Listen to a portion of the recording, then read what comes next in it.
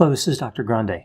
Today's question asks if I can analyze the mental health and personality characteristics that may be at work in the 1980 movie, Ordinary People. Just a reminder, I'm not diagnosing anybody in this video, only speculating about what could be happening in a situation like this. If you enjoy this video, please like it, subscribe to my channel, and consider supporting me on Patreon. I'll put the link to Patreon in the description for this video. So here I'm going to summarize the movie and then provide my analysis. So I'll issue a spoiler alert for Ordinary People. I'm going to place a special emphasis on the therapy scenes in the movie, which I'll include when I talk about the character Conrad. Ordinary People was released in 1980, and it features Donald Sutherland and Mary Tyler Moore. It is based on a book by the same name that was published in 1976. The movie won 4 Academy Awards in 1981, including Best Picture. This film tells the story of a family trying to recover from the accidental death of one of the sons. The Jarrett family is well off financially. They live in the suburbs of Chicago, Illinois. The family comprises a husband, wife, and a surviving son. The husband is Calvin, the wife is Beth, and the son is Conrad. The son that died was named Buck, and he's only featured in the film in flashbacks. Conrad Jarrett had a lot of trouble dealing with the death of his brother. We see that he spent 4 months in a mental hospital after attempting to bring an end to his own life. He's experiencing symptoms of post-traumatic stress disorder. He's also feeling a great deal of guilt because he survived and his brother did not. He's questioning his purpose in life. What can he do with his life? What's the point of doing anything? How can he move forward in the relationships with others like his mother and father? And how can he cope with fear?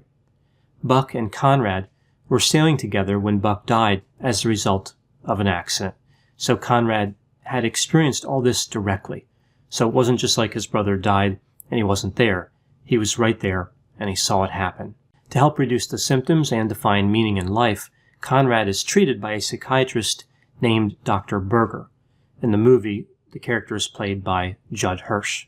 Calvin and Beth are processing the death of Buck and Conrad's mental health struggles in completely different ways. Beth is trying to shut out the pain, almost like she's in denial. She just wants things to go back to the way they were. She wants everything to be perfect. The memories of Buck haunt her. She's quite distant from Conrad, and she's quite angry at Conrad because he attempted to end his own life. Calvin is also trying to get things back to normal, but in a way that acknowledges the loss that the family sustained. He is kind and forgiving, even as he suffers, and he tries to support both Beth and Conrad during this time. Calvin is the peacekeeper. He wants to go through the work of healing the family rather than ignoring the problem and hoping that everything will work out.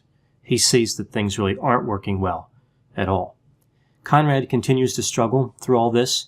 He starts dating a classmate, but he's still having difficulty regulating his emotions. Dr. Berger is somewhat helpful. He becomes more effective as the relationship improves with Conrad over time. Toward the end of the film, we see that it's Christmas time, and both Conrad and Beth get into an argument because sometime before, when Conrad was in the hospital, Beth didn't visit him. She was sick at that time. Conrad tells his mother that she would have visited Buck if he had been in the hospital. Beth delivers a scathing reply. She said Buck would never have been in the hospital. This argument and the cumulative effect of Beth's cantankerous and cold mannerisms result in Calvin confronting Beth. Now, one of Conrad's friends, named Karen, brings an end to her life, which causes Conrad to go in a tailspin. We see that Dr. Berger tries to help Conrad with acceptance. Then we see one final argument between Calvin and Beth. Calvin speculates that Beth may not be capable of loving anymore. Beth doesn't take this too well, and she leaves.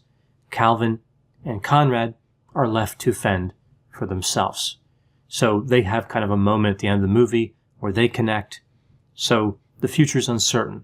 Things are okay with them, but again, Beth isn't there. So that's how the movie ends. We see uncertainty.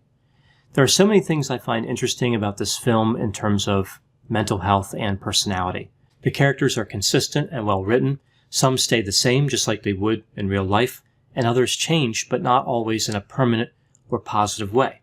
Also consistent with real life. I first saw this movie in 1986 in an English class during my freshman year of high school. Seeing the movie complemented the fact that we were also reading the book in that class. I watched the movie again sometime in the 90s, and I watched it just a few days ago to prepare for this video.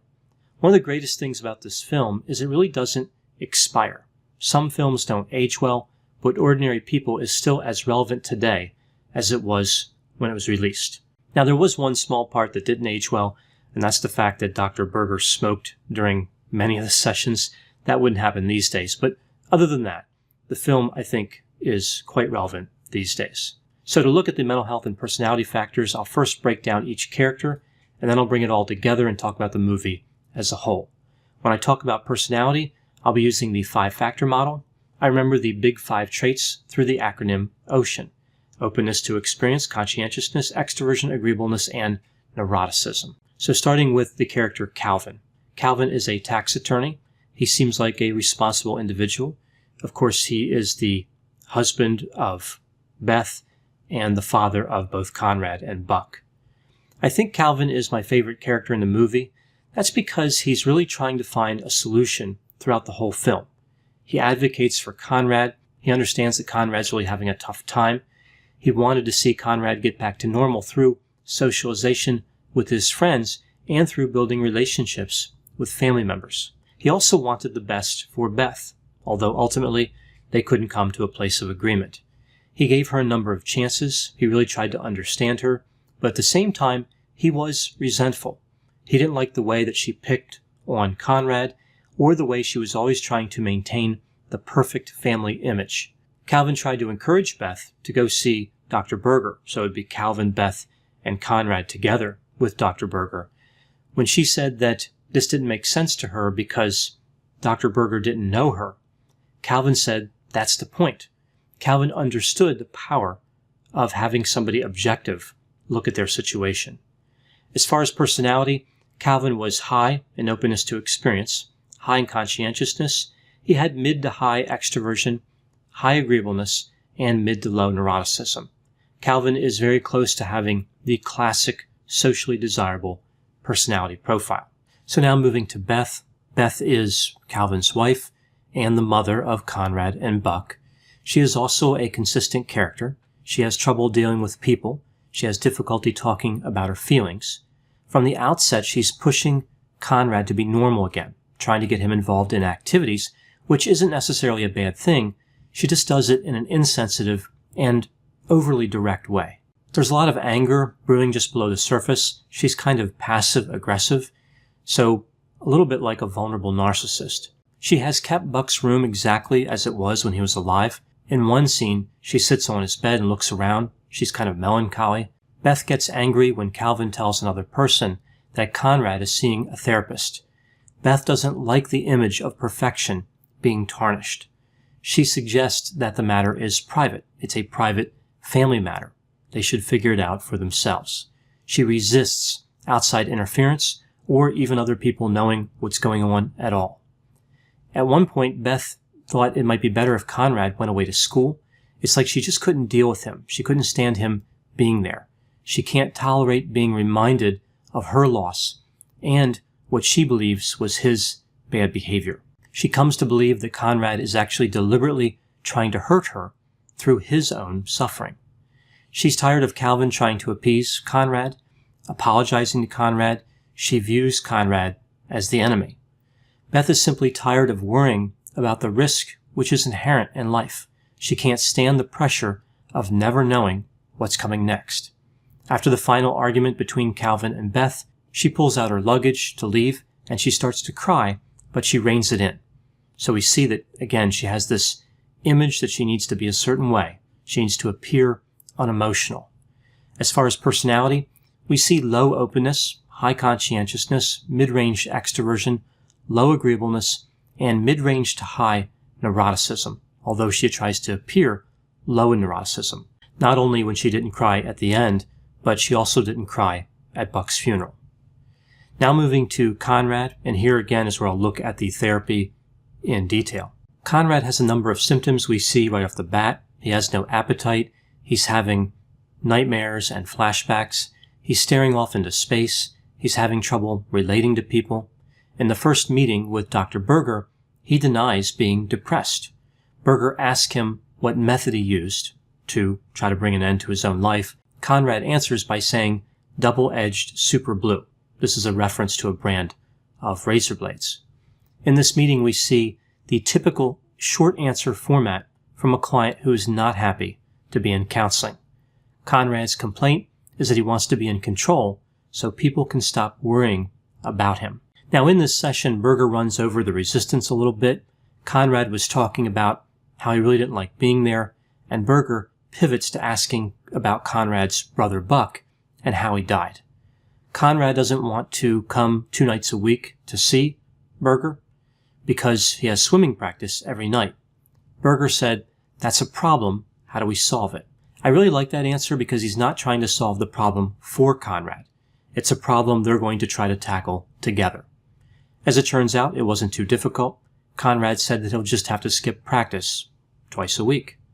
Now, moving to the second meeting, here Berger really emphasizes how Conrad feels, specifically about Conrad's idea to quit swimming. Not much progress is shown in this session, but the relationship builds somewhat. In the third meeting, they discuss Conrad's relationship with Beth. Conrad talks about how he doesn't connect with his mother. Conrad and Dr. Berger seem to be getting close to a breakthrough here, but it doesn't happen. After this, we see that Conrad does quit swimming. His coach is hard on him during this process, quite judgmental. Now, in the fourth meeting, Berger is much more assertive in this session, pushing Conrad to identify what he wants. When Conrad gets angry, Berger points out that Conrad does not like being pushed. Berger suggests that it's easier to get angry than hold the anger in. He reminds Conrad that feelings hurt sometimes.